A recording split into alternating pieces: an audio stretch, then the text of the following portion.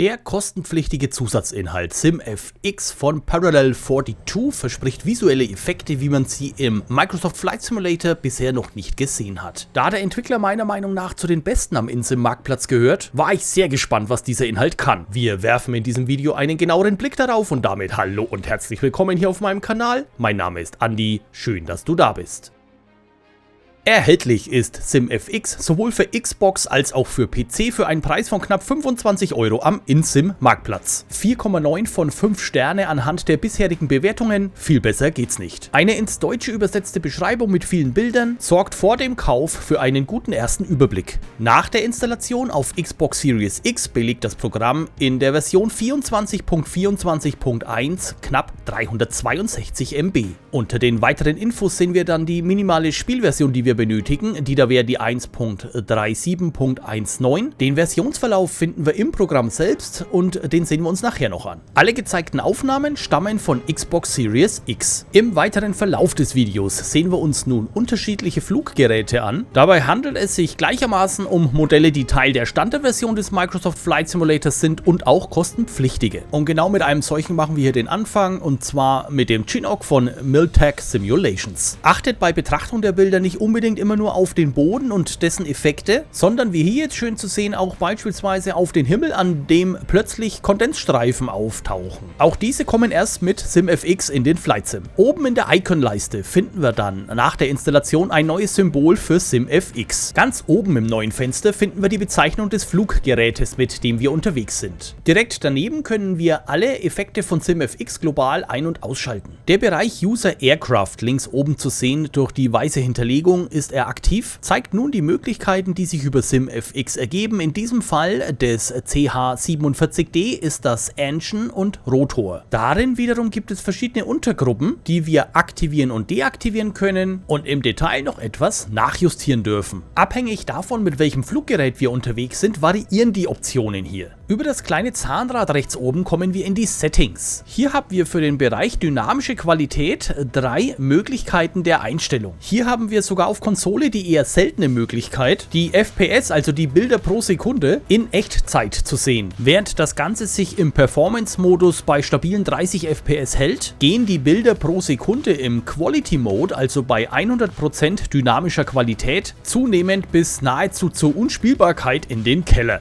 Bei unter 9 FPS macht das Ganze dann tatsächlich nur noch bedingt Spaß. Der große Lüfter der Konsole wird auch hörbar lauter, was mich zu der Schlussfolgerung führt, dass der Quality Mode zwar auch auf Xbox verfügbar ist, was auch gut ist, aber dann doch wohl eher auf leistungsstärkeren PCs genutzt werden sollte. Und dann gibt es als dritte Option noch den Balanced Mode. Dieser läuft auf Xbox stabiler als der Quality Mode, führt in Schwankungen aber auch immer wieder zu heftigen FPS-Einbrüchen, was dafür sorgte, dass ich in der Folge ausschließlich auf Xbox den Performance Mode gewählt habe. Unterm Strich war das auf Konsole dann auch völlig ausreichend. Eine dynamische Qualität von um die 40% bei stabilen FPS war völlig in Ordnung. Das sah alles super aus und auch am PC konnte ich mit dem bloßen Auge eine Veränderung von 40 auf beispielsweise 70% dynamische Qualität überhaupt nicht wahrnehmen. Erst ab über 70% am PC bei gleichbleibend hoher FPS-Rate wurde das Ganze einfach noch ein bisschen hübscher. Unter Support-Links und Resets finden wir eben genau das. Wichtige Funktion, sowohl das Fluggerät an sich können wir resetten, als auch das Environment, also die Umgebung. Zu diesem Punkt kommen wir nachher auch noch. Und ganz unten finden wir dann noch Informationen zum Update-Verlauf. Das ist genau das, was uns im Marktplatz unter den weiteren Infos gefehlt hatte. Und können wir jetzt bitte mal über diese Mega-Optik sprechen? Denn das sieht nicht nur über Wasser spektakulär aus, über normalem Boden gleicht sich die Farbe der Verwirbelungen sogar der Farbe des Bodens an.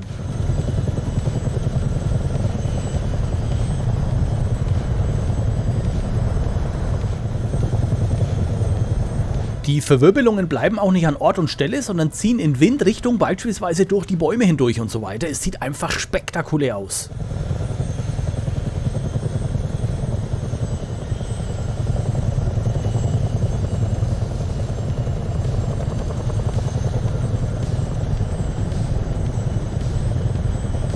Zugegeben, der Chinook von Miltech Simulations sorgt an sich schon für ein spektakuläres Flugerlebnis. Deshalb wechseln wir mal zum Bell 407, einem Standardhelikopter im Microsoft Flight Simulator. Und auch hier sorgt SimFX für den gleichen Mehrwert wie beim Chinook eben. Hier ist mir dann auch aufgefallen, dass bei entsprechender Flughöhe sich die Wellen vor einem hertreiben lassen und bei zunehmender Höhe entsprechend abnehmen.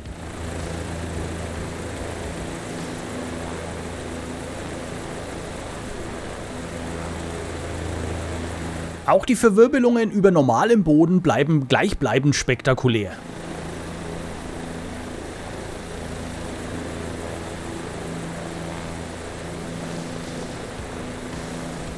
Auch der Cabri G2, der ebenfalls Teil der Standardversion des Microsoft Flight Simulators ist seit dem 40-jährigen Jubiläums-Update, funktioniert mit SimFX hervorragend. Außerdem habe ich noch 4 Helikopter von Cohen Simulations getestet, die allesamt super funktionierten, und auch der Mini 500 von Got Friends funktionierte ohne Probleme. Alleine für Helikopterpilotinnen und Piloten bietet SimFX so viele Vorteile, dass es sich meiner Einschätzung nach bereits dafür schon lohnt. Aber hey, da gibt's ja noch mehr, lasst uns doch mal einen Blick auch auf weitere Dinge werfen.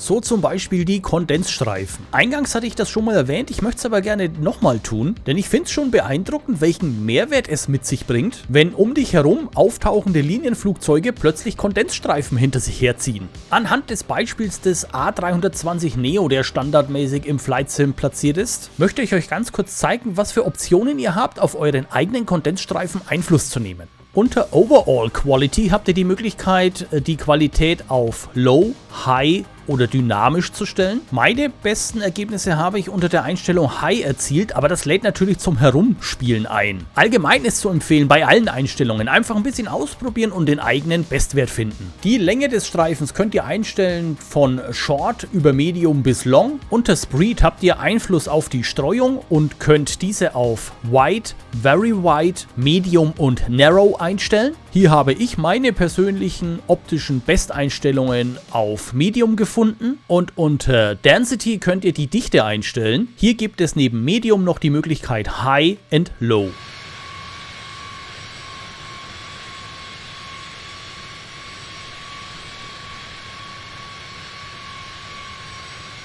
Im nächsten Bereich finden wir die Engine Pollution, also sprich die Motorverschmutzung. Anhand des Vision Chats von FlightFX schauen wir uns auch hier die Möglichkeiten einmal ganz kurz gemeinsam an. Auch hier habt ihr wie bei allem selbstverständlich die Möglichkeit, gezielt diese Funktion zu deaktivieren. Sobald aktiviert, habt ihr Zugriff auf die Overall Quality, auf die Dichte unter dem Punkt Density und unter Scale auf den Maßstab, also die Größe des Ausstoßes. Und ja, ihr könnt auch beim Vision Chat selbstverständlich die Kondensstreifen und auch den Ausstoß der Verschmutzung entsprechend vermischen.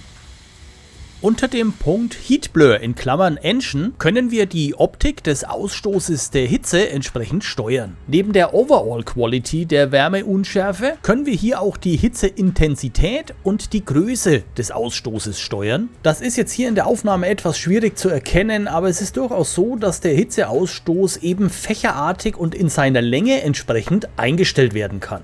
Worauf wir auch Einfluss haben, ist, dass wir einen Abrieb der Reifen verursachen bzw. eine Rauchwolke entsteht beim Aufsetzen bei der Landung. Das ist zugegebenermaßen mit dem Vision Chat jetzt hier etwas schwierig abzubilden, deswegen wechseln wir hier mal in die Wilga von Got Friends. Bei jeder Berührung des Bodens findet dieser Abrieb statt und wie ihr seht, bleibt die Rauchwolke auch nicht an Ort und Stelle, sondern zieht in Windrichtung entsprechend von der Startbahn ab. Und so sehen die Berührungen dann auf Asphalt eben aus, auf anderem Untergrund wieder anders. Zusätzliche Effekte entstehen durch Düsen bzw. Propellermaschinen, dann auch durch Verwirbelungen von Schmutz und Wasser. Einen sehr guten Überblick bekommt man im Übrigen auch, wenn man auf die jeweiligen Punkte klickt, denn dann öffnet sich auf der rechten Seite ein entsprechendes Fenster mit einer Erklärung und Bebilderung. Gerade am Anfang kann das auf der Suche nach den richtigen Einstellungen tatsächlich sehr unterstützen. Auch hier nochmal ein sehr positives Feedback an den Entwickler, der innerhalb seiner App für Ordnung sorgt. Ein weiterer wichtiger Punkt, den ich noch ganz kurz anreißen möchte, ist unter dem Button Environment zu finden. Denn dieser beschäftigt sich allgemein mit der Umgebung und zeigt uns, dass auch im Multiplayer bzw. bei KI-gesteuerten Fluggeräten es entsprechende Darstellungsmöglichkeiten gibt. Ein Stück weiter unten findet ihr in diesem Bereich dann auch die Einstellungsmöglichkeiten zu den Polarlichtern sowie zu der möglichen Darstellung von Sternschnuppen, deren Häufigkeit des Auftretens und Optik. Und damit ihr hier auch einen kleinen Eindruck gewinnen könnt, hier mal die maximal schnelle Einstellung, also was die Häufigkeit angeht. Und dann kann das Ganze so aussehen.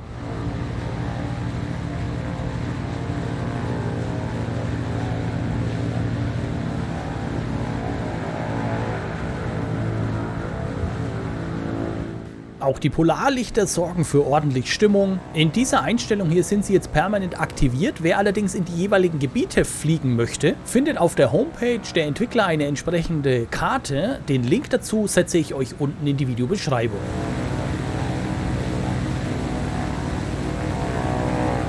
Und es hört einfach nicht auf mit Inhalten. SimFX hat insgesamt 5 Wetter-Presets mit im Gepäck, welche ihr über euer normales Standard-Wetter-Icon findet. Cinematic soll dabei für einen besonders cineastischen Eindruck sorgen.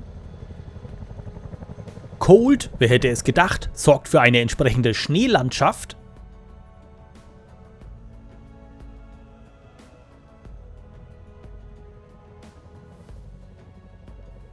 Bei High Clouds handelt es sich um eine sehr hohe, nicht sehr dichte Wolkendecke.